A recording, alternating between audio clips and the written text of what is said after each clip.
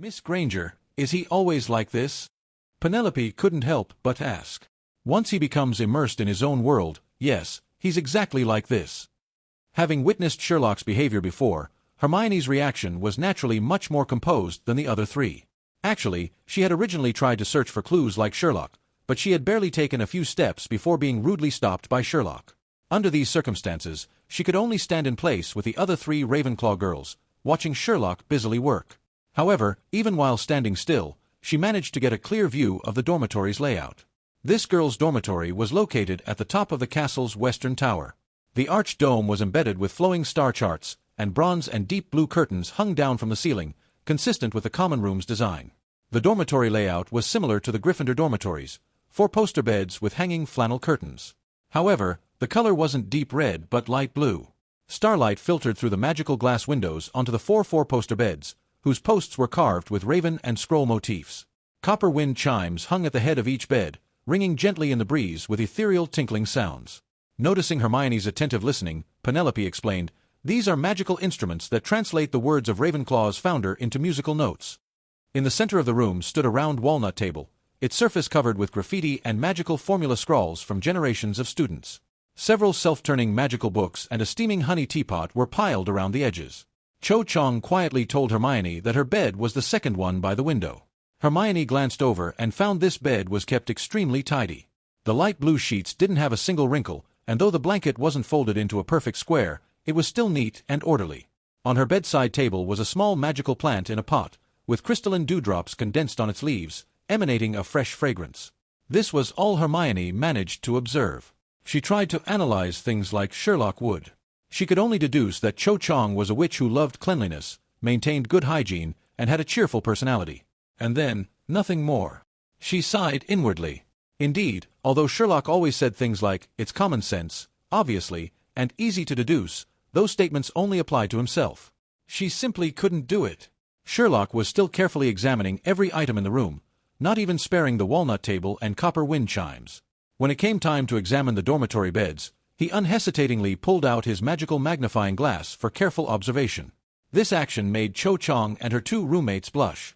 Strangely, Sherlock didn't ask them who owned which bed. "Mr. Holmes, do we need to step out?" Marietta Edgecombe's intended question was cut short by her own scream. Mrs. Norris had somehow suddenly appeared at her feet. Where did it come from? Isn't that Mrs. Norris? Filch's cat.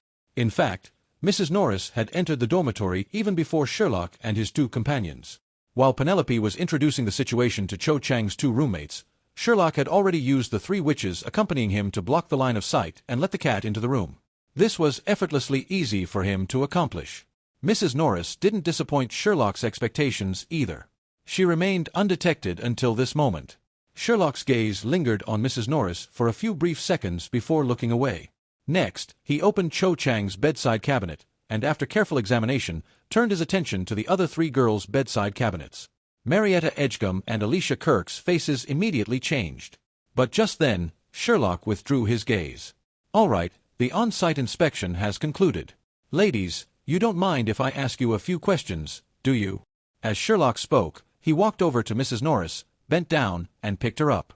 Cho Chang's 2 roommates both looked toward Penelope, and after the latter nodded, they began accepting Sherlock's questioning. Their answers were largely similar to Cho Chang's. They both admitted to having seen Cho Chang use the eyeshadow, and both had tried it along with Lucy, who had already returned home. The time they discovered the eyeshadow missing was also the same as Cho Chang's, after returning to the dormitory following the last potions class of Easter term. Recently, they hadn't noticed anything unusual. When Sherlock asked Alicia Kirk why she had suddenly thought to check on the eyeshadow after returning to the dormitory from potions class, her expression suddenly became sharp. "Mr. Holmes, are you suspecting me? If I had really done this, why would I deliberately bring it up at that time? Wouldn't that make me more conspicuous?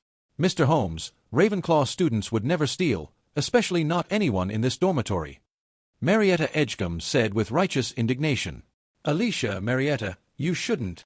Sherlock waved his hand, stopping Penelope from speaking. "Ladies, I must say, you're being somewhat oversensitive." Hearing Sherlock say this, both girls snorted dismissively. "From my perspective, this kind of behavior could actually be using reverse psychology, acting against type deliberately to deflect suspicion." This statement instantly stunned all the girls present. "You're really brave." In their view, this was tantamount to pointing at their noses and saying, "You're the criminal." Alicia Kirk's chest heaved with anger as she pointed at Sherlock. "Holmes, are you insulting me? You're not just insulting us, you're insulting Ravenclaw."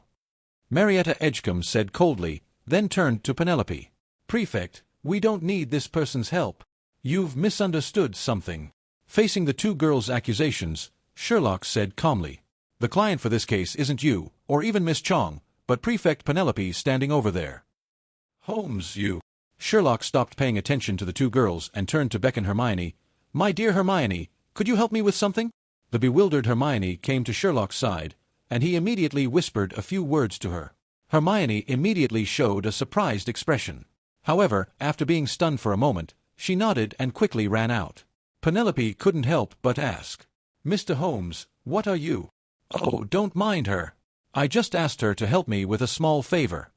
Sherlock stroked the cat with his practiced motions and suddenly spoke.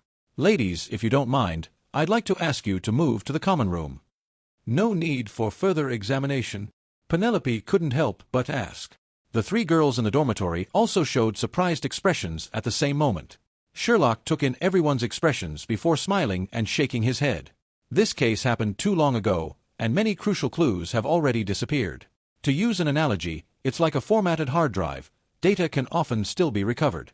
But if new data is continuously written after erasure, it becomes difficult. Your dormitory perfectly fits this condition. The scene wasn't preserved, and the entire dormitory, including Miss Chang's cabinet, has been in continuous use, with many clues already covered by new traces of use. At this point, Sherlock suddenly changed direction. "Fortunately, I still found some useful information that should help you." The four girls looked at each other, and finally all turned their gazes to Penelope. Watching this scene, Sherlock's lips curved slightly upward. 10 minutes later, Sherlock and the four girls arrived at the Ravenclaw common room. Sherlock sat in the center with Mrs. Norris comfortably lying on his lap, purring continuously. The four girls sat opposite Sherlock, subtly surrounding him. Anyone unaware of the situation might have thought they were interrogating the criminal Sherlock, who naturally ignored all this. Meeting their curious and scrutinizing gazes, he calmly said while stroking the cat, "Investigation is indeed physical work, whether in the Muggle world or the magical world. However, I must thank Prefect Penelope for providing me with such an opportunity, making my Easter holiday less boring." As soon as Sherlock said this, the four girls' faces immediately changed. After all, they were all Ravenclaws and could understand language of this level. Penelope was the most eager, immediately asking, "Holmes, you mean to say you've already completed the task?" "That depends on how you defined task, whether it's finding Miss Chang's lost eyeshadow, catching the thief who took the eyeshadow, or both." While saying this, Sherlock's gaze briefly lingered on someone's face. As soon as he said this, the four girls' faces changed again. The originally cool-toned Ravenclaw common room seemed to drop by 1 or 2 degrees Celsius. After a brief silence, Penelope was still the first to break the deadlock, though her expression wasn't pleasant. "So, you're saying it was definitely done by a person?" Hearing this, Sherlock couldn't help but laugh. "I thought this point was already beyond question. Surely Miss Chong didn't really forget it somewhere." "Very well." Penelope took a deep breath. "Please tell us everything, Mr. Holmes." "Wait a minute. You were just using the hard drive formatting example to explain that you hadn't found any clues, so how are you so confident now?" At this moment, Alicia Kirk suddenly interrupted, looking at Sherlock with suspicion. "You're not just putting on a show, are you?" "I never put on shows."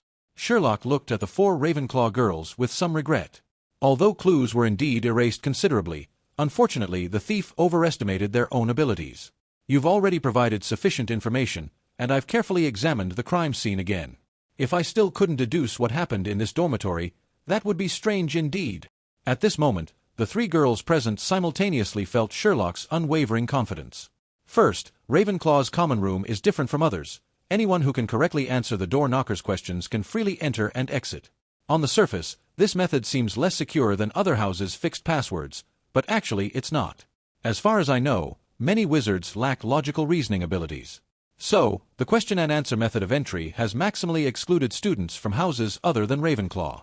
Even if students from other houses could correctly answer the questions and enter Ravenclaw, they might still be recognized. Of course, this isn't absolute.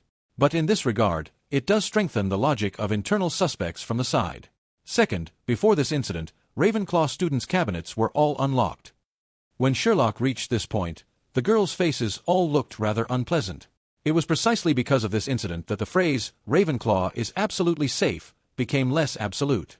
Fixed storage locations for items, unlocked cabinets, plus Miss Chang's regular schedule, all of these provided sufficient convenience for the thief. Through my examination just now, I also found no prying marks on the cabinet. Of course, there was no need for any. If I were Miss Chang's roommate, I could think of at least 7 ways to take the sandalwood box without her noticing. By the time Miss Chang discovered the theft, there would have been enough time to eliminate all traces. Even if another me came to investigate then, it would be useless. In fact, the thief did exactly this. Hearing this, Penelope couldn't help but interject. "Mr. Holmes, you mean the eyeshadow wasn't lost when Cho went to potions class?" "Of course not."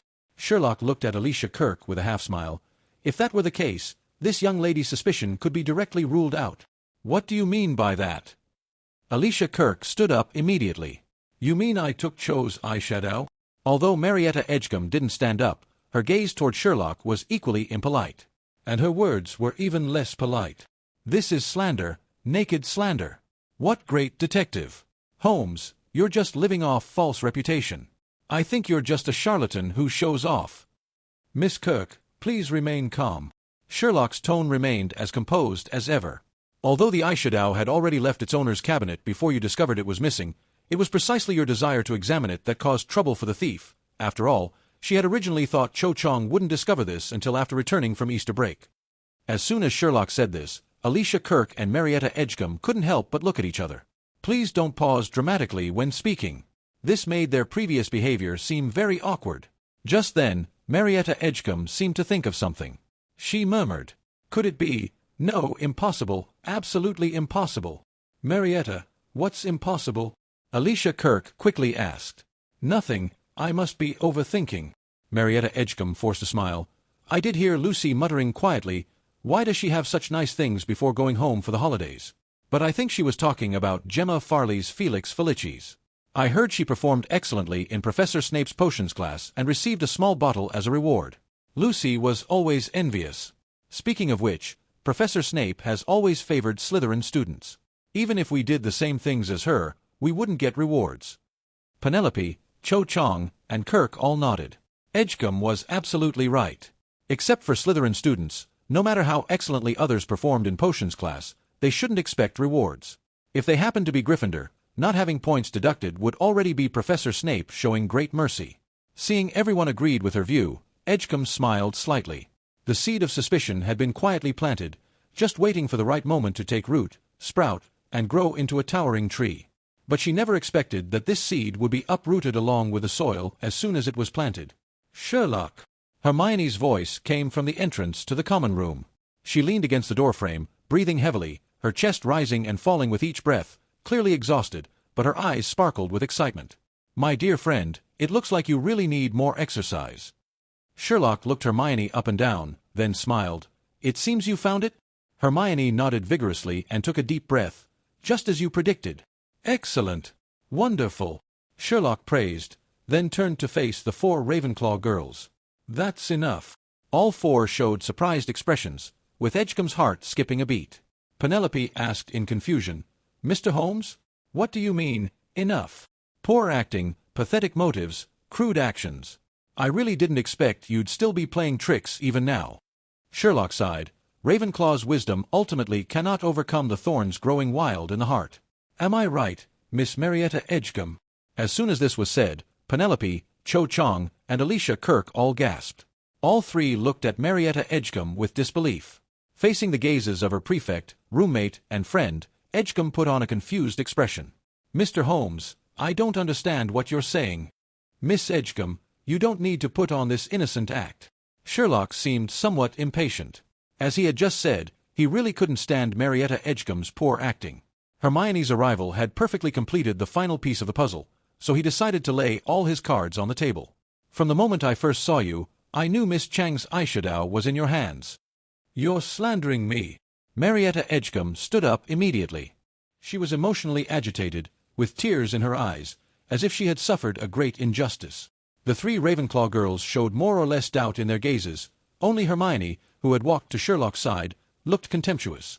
Through Sherlock's earlier instructions, she now knew what kind of person this girl really was. Sherlock shook his head gently. You might not believe this, but before I knew about the magical world, I could deduce a person's inner thoughts from their momentary expressions, including muscle movements and eye movements. I could determine that someone was a software designer from their tie, or know they were a commercial pilot from their left thumb. Fortunately, when I came to the magical world, I found this ability still worked. At this point, meeting everyone's skeptical gazes, he chuckled softly but didn't explain further, continuing to look at Edgecombe. More fortunately, you can hardly be called a skilled deceiver. So, from the moment I first saw you, I knew you were lying, and that what my client was looking for was in your hands. At this point, Sherlock turned to Penelope, his eyes bright as he said, Miss Penelope, I can now formally report to you, mission accomplished. Marietta Edgecombe, standing beside you, is the thief who took Miss Chang's eyeshadow. Silence. Long silence. Holmes, I really don't understand. It was still Penelope who spoke first. However, even she, who was known for wisdom and intelligence in Ravenclaw, was somewhat confused at this moment. This couldn't be blamed on her, mainly because Sherlock had just output quite a lot of information. No matter, this small case has concluded. Next, I welcome any questions from you and everyone present. I will not refuse to answer. Penelope first glanced at the still bewildered Edgecombe, then took a deep breath. You just said you knew it was Marietta the moment you saw her? Correct. How could you tell? Humph, the fake sympathy on her face was simply insulting to me. Sherlock looked disdainful. When I questioned her, she acted calm, but her eyes flickered uncertainly, like a cat that had stolen fish, afraid of being discovered. When I questioned Miss Kirk, she repeatedly emphasized that Ravenclaw students would never steal. She's not the type to defend house honor. Just now, when I mentioned 7 ways to take the eyeshadow, her breathing immediately became rapid. This stupid physiological reaction was like announcing to the world that she was a criminal. She didn't even notice that until now, her fingers are still unconsciously rubbing her sleeve cuff, a typical anxiety manifestation. The others followed Sherlock's gaze and indeed saw Marietta quickly lower her right hand. Do you think I'm blind, or do you think you're clever enough to fool everyone? Sherlock leaned close to Marietta, his voice low and cold. Your biggest mistake wasn't stealing something, it was thinking you could deceive me. From the moment you met me, you've been using body language to desperately tell me one fact. You're a clumsy thief and an even worse liar. After Sherlock finished speaking, Marietta Edgecombe's face had turned completely pale. Being looked down upon by Sherlock, Marietta Edgecombe's psychological defenses had nearly collapsed. After all, she was just a 13-year-old girl who couldn't withstand the interrogation of this abnormal person, Sherlock. But she soon began screaming hysterically. What expressions, what eyes, what anxiety, it's all your speculation. You have no evidence. Heh, your reaction isn't slow. Of course, if I only relied on these to identify you, even I would despise myself. Sherlock chuckled. Miss Chong, please close the common room door. If anyone wants to enter, have them wait a moment. Miss Penelope, please watch Miss Edgecombe. If convenient, it would be best to use magic to control her movements. Miss Kirk, please work with Miss Chong to ensure we won't be disturbed temporarily. Don't worry, I'll finish this quickly. After saying this, he returned to his seat, looking at the already frantic Edgecombe, and said slowly, Regardless, this is my first real case since coming to the magical world, which has special meaning for me. Last time with Miss Abbott's case, it was actually the Ministry of Magic that played the crucial role, though they themselves didn't know it. However, this case, while simple, has several points worth learning from. Simple. Hermione couldn't help but exclaim. The other girls, including Edgecombe, looked at Sherlock with equally puzzled expressions. Obviously, they didn't agree with Sherlock's assessment. Yes, extremely simple. It's hard to use any other word to describe it. Noticing everyone's surprised gazes, Sherlock couldn't help but laugh. You might think about it carefully. Aside from a little help from my friend, through just ordinary reasoning, I actually caught this criminal within a day. This proves the case was essentially very simple. If understood that way, it does make sense. Hermione said thoughtfully. She had originally thought Sherlock would need several days, even a week, to solve this case. Everyone, things that look or sound extraordinary are generally not obstacles. In my view, they're actually clues. When solving such problems, the most important thing is being able to use deductive reasoning, layer by layer of backward reasoning. This is a very useful skill and quite easy to accomplish. Unfortunately, people rarely apply it in practice. Whether in the Muggle world or magical world daily life, forward reasoning is more useful, so we often overlook backward reasoning. After coming to the magical world, I found that for wizards who aren't good at logical reasoning, if 50 people can comprehensively reason from various aspects of affairs, those who can use analytical reasoning might be fewer than 10. I'm not a criminal. As if she'd had enough of Sherlock's boastful display, Edgecombe screamed again. You have no evidence. You want evidence. Sherlock looked at Edgecombe contemptuously. I'll give it to you now. Looking at Edgecombe, who was trying to struggle but was controlled by Penelope, Sherlock paced back and forth in the Ravenclaw common room and began to state slowly. The second bed by the window in your dormitory has light blue bed curtains embroidered with Chinese cloud patterns in silver thread. Undoubtedly, this bed belongs to Miss Chong. There's a magical plant pot on the bedside table. I opened the cabinet and saw that the missing sandalwood box was originally placed on the third shelf. Although the cabinet wasn't locked, the keyhole retained a trace of sandalwood scent, mingling with the herbal sachet fragrance scattered inside the cabinet. For Mrs. Norris, this was as obvious as a beacon in the night. Adjacent to Miss Chang's bed, there's a dressing mirror inlaid with malachite on top of the cabinet, with AE carved on the mirror frame's edge. Obviously, this was Miss Edgecombe's bed, because this is the Edgecombe family abbreviation. I think Miss Edgecombe didn't notice that the dressing mirror has a fine crack, with several streaks of silver flue powder gleaming on the crack. Of course, this alone doesn't mean much, since your mother, Mrs. Edgecombe, works at the Flue Network Authority in the Department of Magical Transportation. But it was precisely this that reminded me and let me understand your motive for the crime. At this point, Sherlock glanced at Edgecombe, taking in her expression completely, then continued. As for the other two beds, there's nothing much to say, tidy to the point of being rigid. Parchment rolls arranged by date, quill tips always sharp. It seems to reflect Ravenclaw's typical sense of order, but the corner of a crumpled The Quibbler magazine peeking out from under one bed seems rather absurd. No wonder you didn't ask us who owned which bed. Cho Chang showed a look of sudden understanding. This is just the most basic reasoning, hardly worth mentioning. Sherlock waved his hand and held up 3 fingers. There are exactly 3 pieces of evidence that confirmed the criminal for me. Everyone pricked up their ears at this moment. First is the magic spell. With the help of the magical magnifying glass, I found weak traces of magic remaining on both Miss Chang's jewelry box and the wind chimes hanging at her bedside. Normally, as the owner, Miss Chong wouldn't need to cast spells when opening her jewelry box or the sandalwood box containing the eyeshadow. As for the copper wind chimes, there's even less reason. As magical instruments translated into musical notes, I don't think anyone would use them for practice. So, there's only one possibility. The magic was left by whoever took the eyeshadow. Then why would they use magic on someone else's belongings and the wind chimes in the dormitory? I can think of many possibilities, but the most likely is to cover up the opening actions and interfere with the wind chime sound.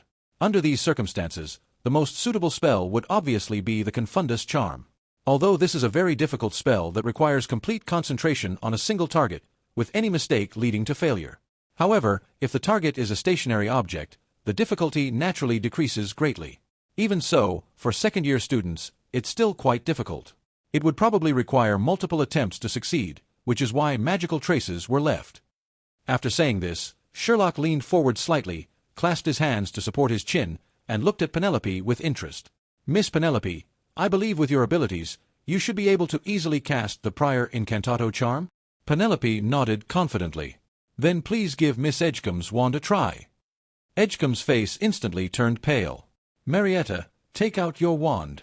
Prefect Penelope, would you rather believe an outsider than me? Hand over your wand. Kirk, who was standing nearby, couldn't stand it anymore and directly grabbed Edgecombe's wand to give to Penelope. Penelope wasn't polite either, pointing at the target and waving her own wand. Prior incantato.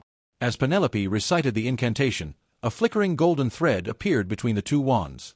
The next moment, the golden thread split, forming hundreds of light arcs that finally wove together into a domed golden net. Watching Penelope's skilled spellcasting, Hermione couldn't help but feel envious. When would she be able to be this proficient? Soon, everything returned to calm. Penelope was silent for a moment, then spoke. The Confundus charm was indeed cast, and more than once. Marietta. Cho Chang, hearing this result, covered her mouth in surprise. Cho, you have to believe me. Edgecombe glared at Sherlock. I did use the Confundus charm, but that's because I've been practicing spells alone recently. Difficult spells like the Confundus charm are perfect for training my fine magical control. Is that not allowed? Don't worry, Miss Edgecombe, this is just the first piece of evidence. Sherlock silenced Edgecombe with one sentence and continued. Second, the scent.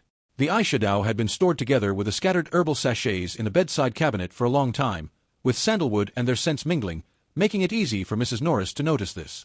Here I must say again, your spellcasting level is really too poor. Even Mrs. Norris could detect the abnormality. Do you think it appeared at your feet just now because it likes you? It easily discovered that a small drop of liquid shimmering with fine glitter had been left at the corner of the walnut table.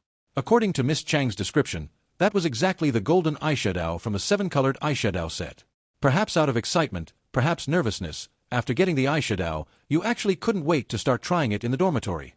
Do you know, that cat's evaluation of you is even lower than mine. Looking at Sherlock continuously shaking his head, Edgecombe couldn't say a word. Of course, you could still claim all this has nothing to do with you. Unfortunately, Mrs. Norris could find the eyeshadow's hiding place even using just her paws. This is also the third piece of evidence. Sherlock stood up as he spoke. Miss Chong, you can open the door now. Cho Chong nodded and opened the common room door. Many Ravenclaw students had already gathered outside. However, under Penelope's gaze, they all stepped aside. Only one tall male student remained standing in place. He was Robert Hilliard, another Ravenclaw prefect. When he saw Penelope, his eyes showed a hint of joy. Penelope! However, as soon as he started speaking, he was rudely interrupted by Penelope. I don't want to talk to you right now. After saying this, she gestured for Sherlock and the others to go first. Sherlock shrugged and took the lead. Hermione followed closely behind. Cho Chong and Kirk stood on either side of Edgecombe. Seeing Robert Hilliard, Edgecombe's eyes darted around as she was about to speak. Penelope was quick with her wand. Silencio! Edgecombe continued to move her mouth as if speaking, but couldn't utter a single word. Robert Hilliard's face immediately darkened. Penelope, it's not good to cast offensive spells on lower-year students. You'll naturally know the reason after this matter is concluded. Although she had basically confirmed through the prior incantato charm and Edgecombe's behavior that Sherlock's deduction was correct, that Marietta Edgecombe was indeed the perpetrator of this case, only by finding the missing eyeshadow could it be truly considered catching both the person and the stolen goods.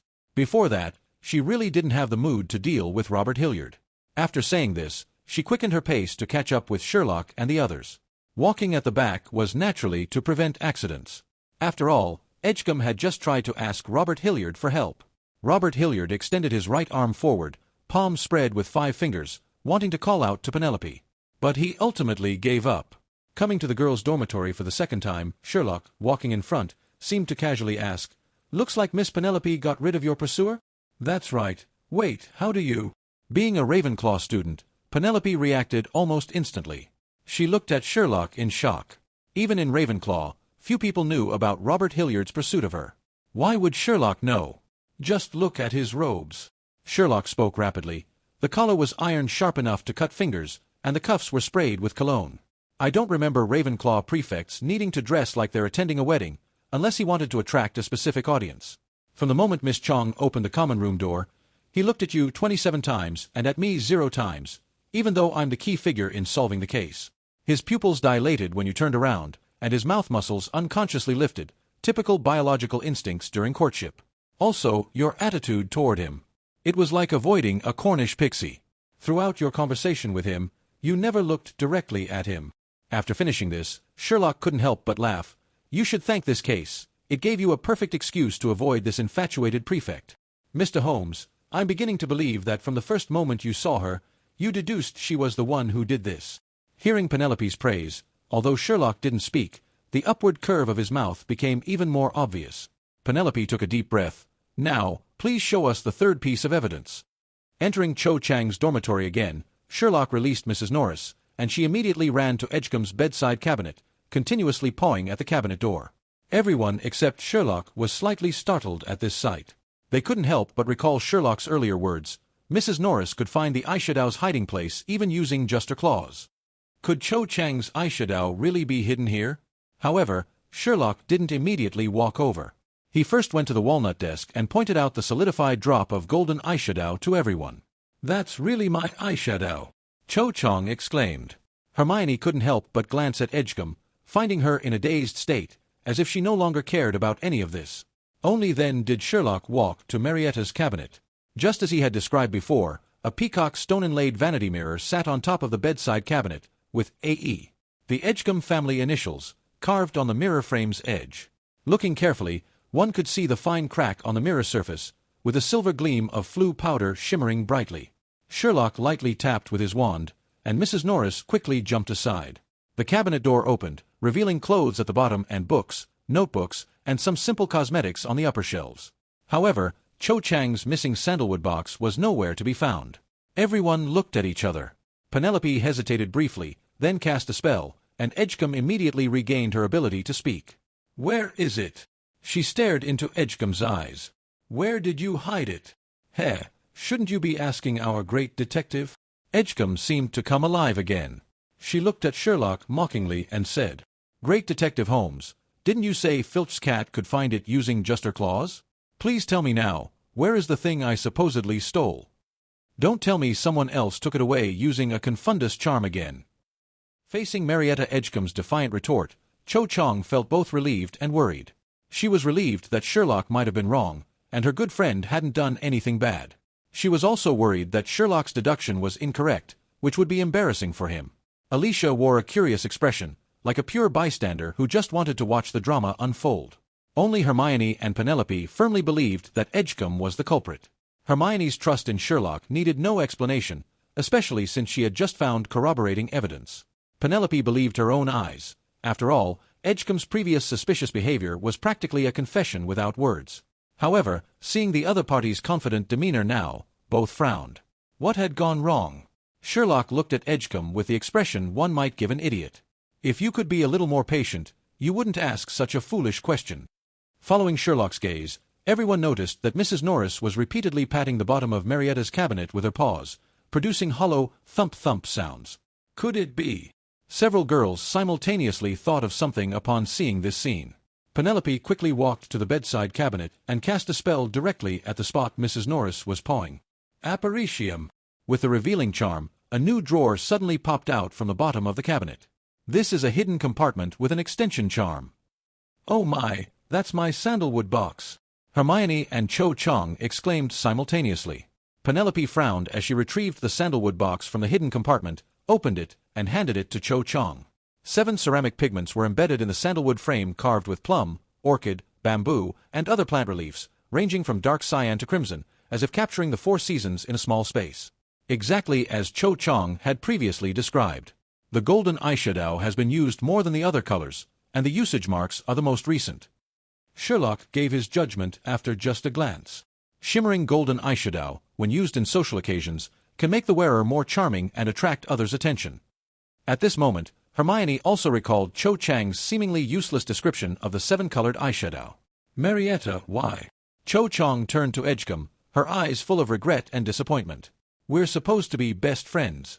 You know that if you liked it, I could have easily asked my father to buy another set." Edgecombe glanced at Cho Chang, her eyes now cold, no longer showing the false sympathy that Sherlock had previously identified. "Now that things have come to this, I have nothing to say." "Then say something. Give me a reason." "If I said I was just curious and wanted to play with it for a few days, would you believe me?" Cho Chang hesitated. "If that were really the case, you could have simply told Cho directly." Hearing this, Kirk became furious. "But you not only secretly took the eyeshadow, you even used magic and a hidden compartment with enchantments." "Miss Kirk, if you want to know her motive, I can explain." Sherlock suddenly interjected. "Right."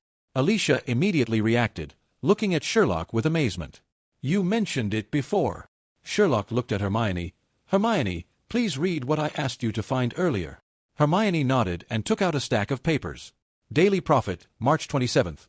Mrs. Edgecombe once again receives recognition for Flue Network improvements, this time personally awarded by Minister of Magic Cornelius Fudge. This marks the 7th time in nearly a year that Mrs. Edgecombe has received recognition from the Ministry of Magic. The Department of Magical Transportation and Flue Network Authority have repeatedly praised Mrs. Edgecombe, recognizing her outstanding contributions to Flue Network monitoring and management. The content Hermione read next was similar, all positive evaluations and recognition of Mrs. Edgecombe from the Daily Prophet. After hearing Hermione's description, the girls began to vaguely understand Sherlock's meaning.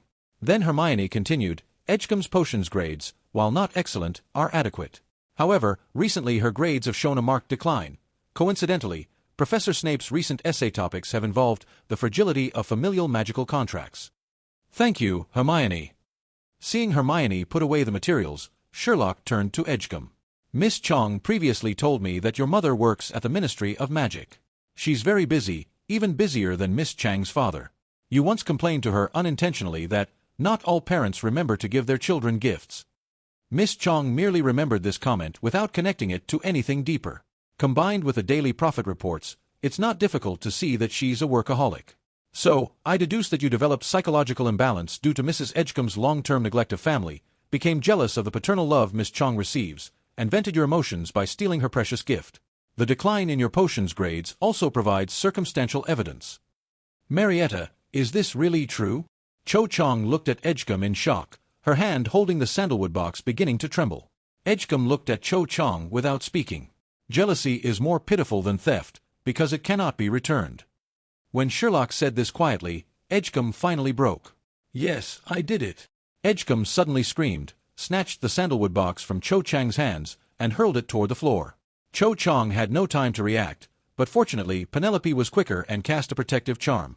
Edgecombe's sobbing startled the owl on the windowsill. Looking at her friend's twisted face, Cho Chong stood frozen in place. At this moment, Cho Chong suddenly remembered Edgecombe's trembling fingertips when touching the eyeshadow, remembered how she always said, "Cho always gets the best things." Perhaps even before she discovered the missing eyeshadow, this friendship had already lost its color. Let's go, Hermione. There's nothing more for us here. Prefect Penelope will handle everything. Having anticipated this outcome, Sherlock once again said those words. Ravenclaw's wisdom ultimately cannot overcome the thorns growing wild in the heart. After few hours. Brilliant, truly brilliant. That evening at dinner, when Harry and Ron heard Hermione describe Sherlock's solution to the seven-colored eyeshadow theft case, they couldn't help but exclaim in admiration. Harry, who had been nearly drained of energy by wood, looked enviously at Hermione sitting beside Sherlock. If he hadn't gone to training today, he would have been the one accompanying Sherlock on the case, right? Though he only thought this, Ron directly said it. Sherlock, you're really not being fair. Next time something like this happens, you must include us.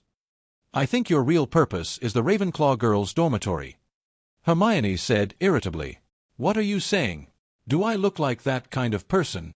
Ron protested indignantly, but speaking of which, I really haven't been to a girls' dormitory. Hermione rolled her eyes helplessly, too lazy to argue with him anymore. Harry asked about another matter. How will Ravenclaw handle that girl who stole? Will they expel her? During his early days at school, he constantly worried about being expelled for breaking school rules. He even imagined Dumbledore being lenient and letting him work as Hagrid's assistant. Several times he dreamed of carrying Hagrid's bags, dragging heavy steps around the grounds, watching enviously as Sherlock and others became wizards. No, mate.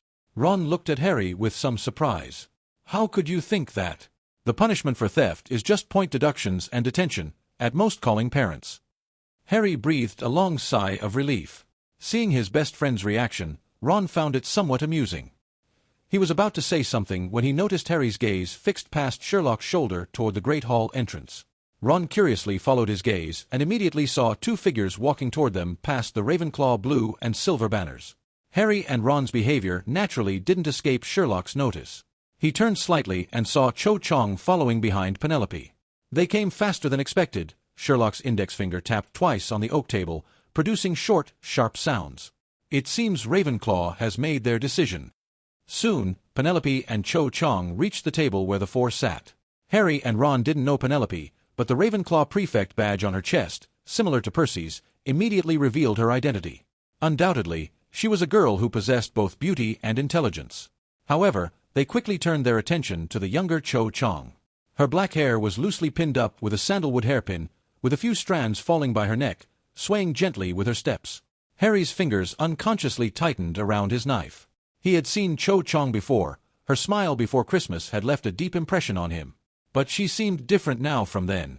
A few freckles on her nose were like stardust scattered on parchment, not only failing to mar her appearance but parts of youthful vitality to her skin.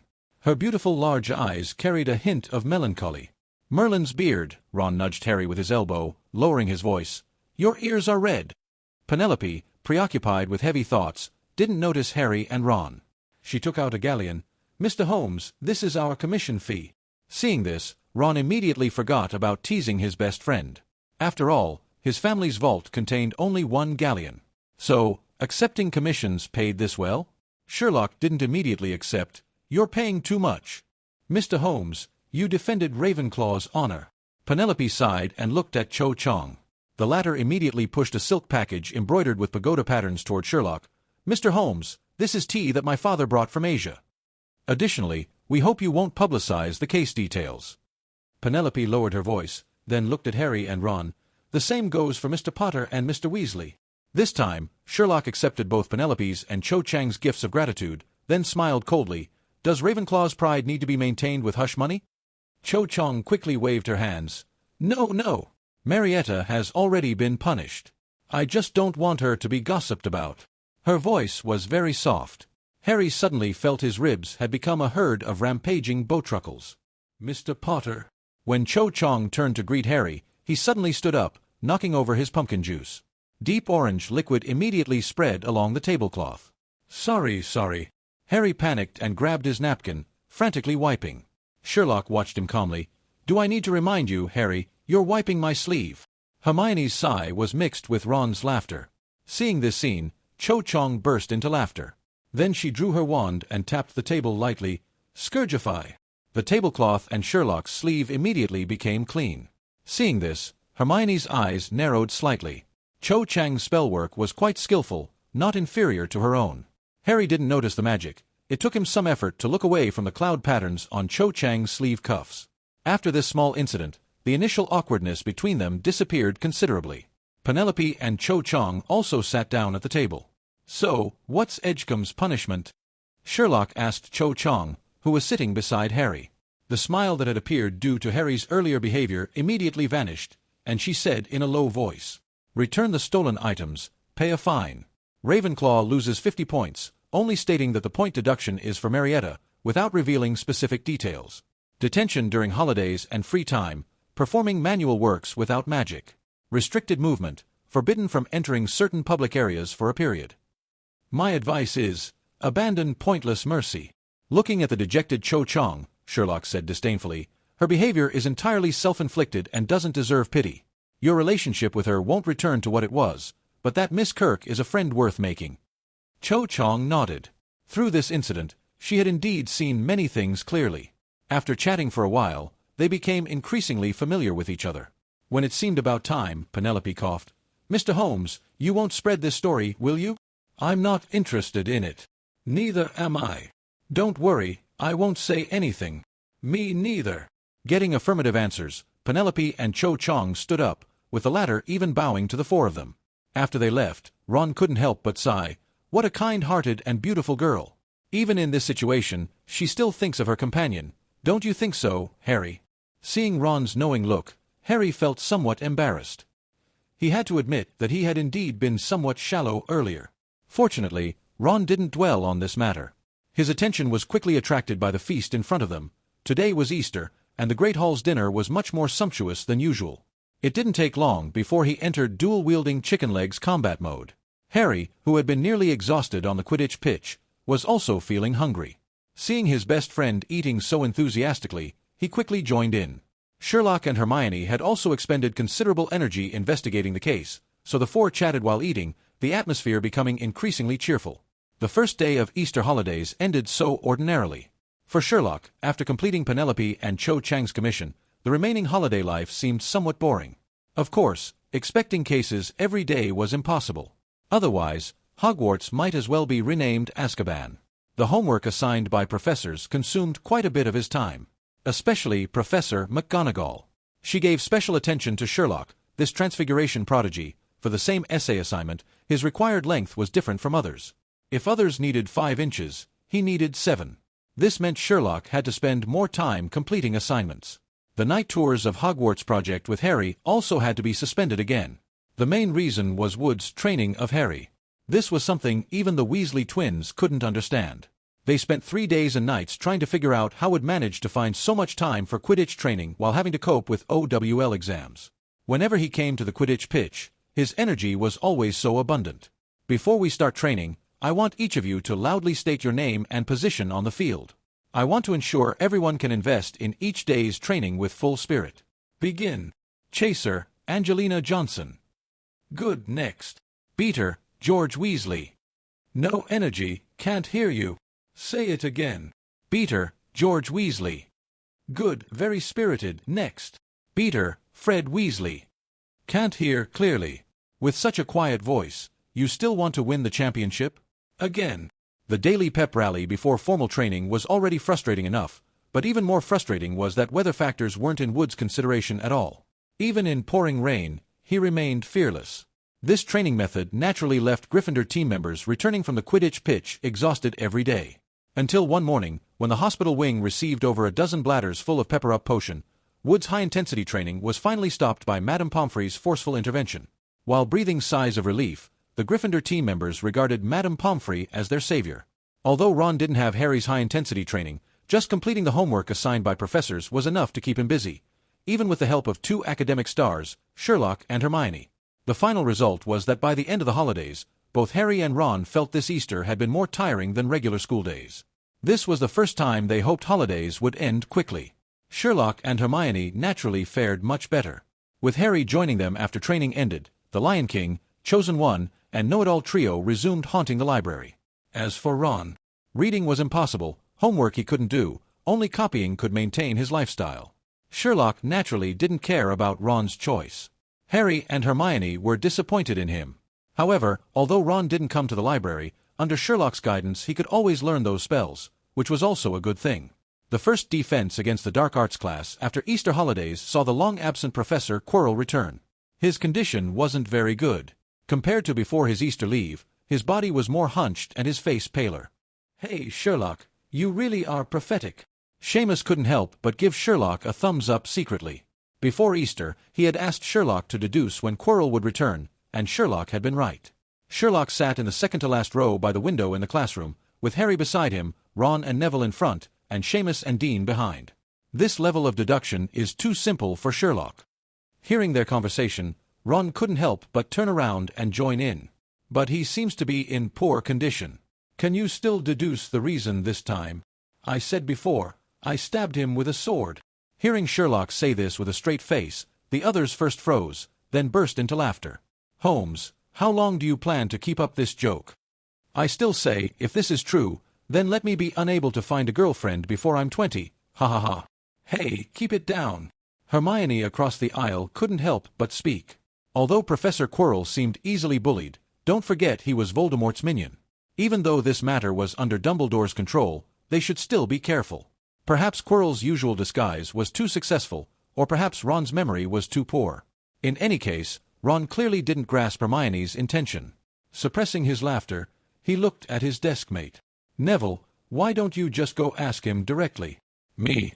I'd rather not." In Neville's view, although Quirrell wasn't as frightening as Snape, he still didn't dare face a Hogwarts professor alone. Except for Professor Sprout, because she always reminded Neville of his grandmother. "I'll do it." Seeing Neville chicken out, Seamus volunteered and ran to inquire about Professor Quirrell's health before class officially began. Watching Seamus charge forward, both Harry and Hermione's hearts jumped. Hermione was relatively okay, but Harry knew clearly that the Quirrell before them was the person who had fought them in the Forbidden Forest that night. If Sherlock said he stabbed him with a sword, then he really did stab him with a sword.